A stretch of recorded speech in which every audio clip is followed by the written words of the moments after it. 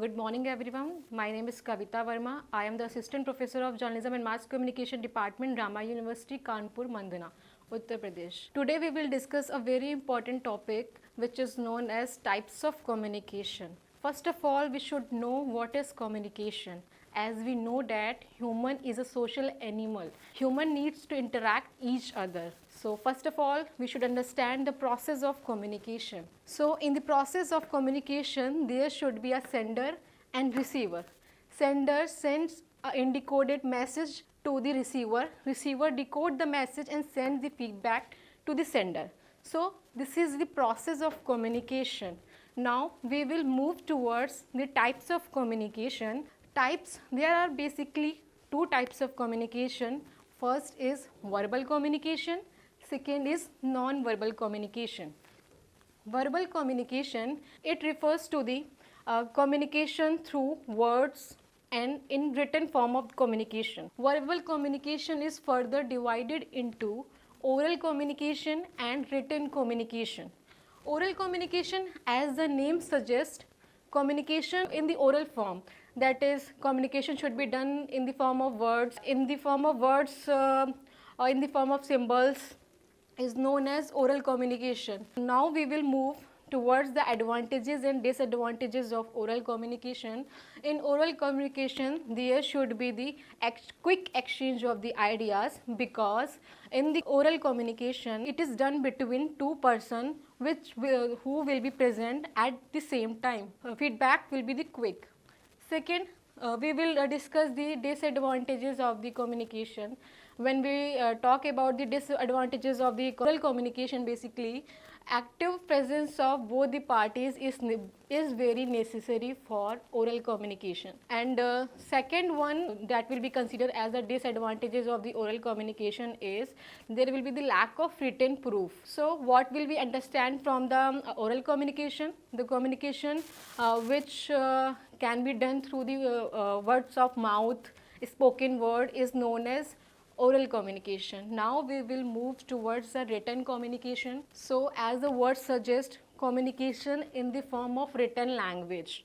That is, we can communicate through email, we can communicate through letter, report, etc. can be considered as the written communication. When we talk about the advantages and disadvantages of the written communication, so advantages, that is, it is suitable for the lengthy messages. You can draft lengthy messages to the receiver easily in the form of written language. But when we talk about the disadvantages of the written communication, it is necessary for the receiver that he or she should be educated, otherwise he cannot get what the message is written by the sender. So they are the type of the verbal communication. I will repeat myself. Oral communication and written communication means verbal communication is the combination of spoken words or written language. Now we will move toward non-verbal communication. As the name suggests, there will be the absence of verbal communication. Means communication can be done through the sign languages, symbols, is considered as a verbal communication. There are types of the verbal communication, that is kinesis, haptic, chronomics, paralanguage. There is one more in the types of non-verbal communication. First we will learn about the kinesis. Kinesis means communication through body language, means what we are trying to portray to the receiver with the help of our body language, with the use of our body language, that is by facial expression, by gesture, by posture. This is considered as a part of non-verbal communication or kinesis. Haptic, this is basically called the touch theory. When we meet to our friends, then we simply high five to them. It shows that we are very happy and we are very glad to meet them. It is also the form of non-verbal communication which is known as haptic. Another example, mother kisses her daughter on forehead, shows that she loves her, is a form of non-verbal communication which is haptic communication. Next word is chronomics. Chronomics is a time theory. It denotes that at what time what things are necessary. For example, a call at 10 a.m. shows some kind of emergency.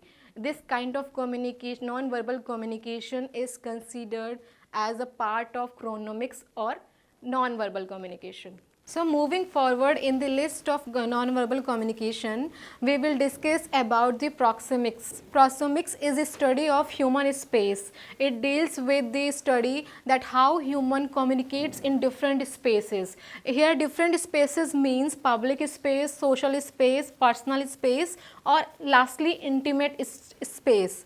Public space, it means this space is used when a person is delivering a formal speech, that is distance will be 12 feet or more. In social space, distance will be minimized, that is distance will be of 4 to 12 feet. This can be seen in the seminar or workshop or professional or social convey. Personal space, this space will be 1.5 to 4 feet. This space can be seen generally with the communication with the friends. Or last one, the intimate space, if people come closer than 1.5, they enter in intimate zone.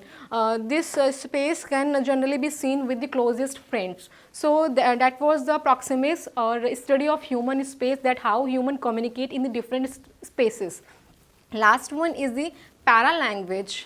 Paralanguage means the way in which you say the words, that is how you say you are saying some words like hi, hi. There is a different way of speaking some language, that is you say words, your volume will be measured, your pitch will be measured, your speaking rate will be measured in the paralanguage. So there were 5 types of non-verbal communication, that is kinesis, haptics, chronomics, proxemics and paralanguage.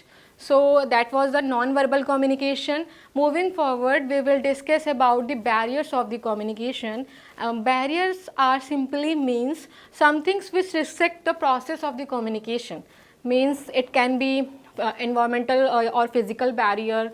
It may be something else which will restrict the process of communication between sender to receiver. Means sender will be not able to communicate with properly with the receiver.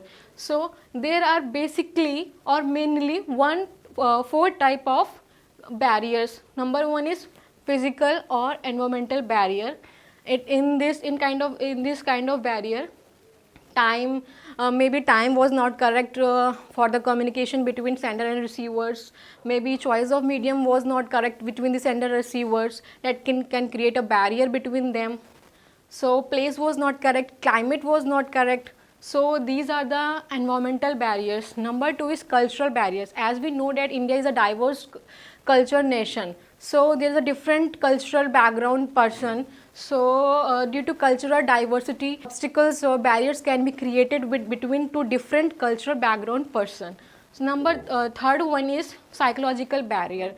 It denotes that there will be a lack of attention if sender was not able to clearly state his or her message to the receiver, that can be considered as a psychological barrier. If receiver was not ready to listen her or his message in a proper way, his mind is somewhere else and he was standing or sitting at that time with senders, so there can be created a barrier between them that can be considered as a psychological barrier. Fourth one is semantic barriers.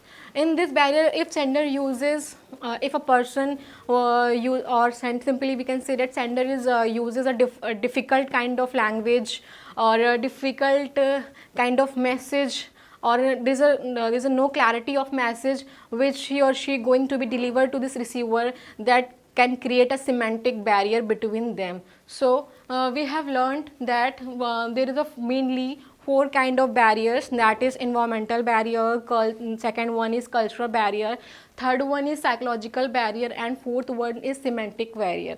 So we will revise once again what we have discussed today. First one, the process of communication.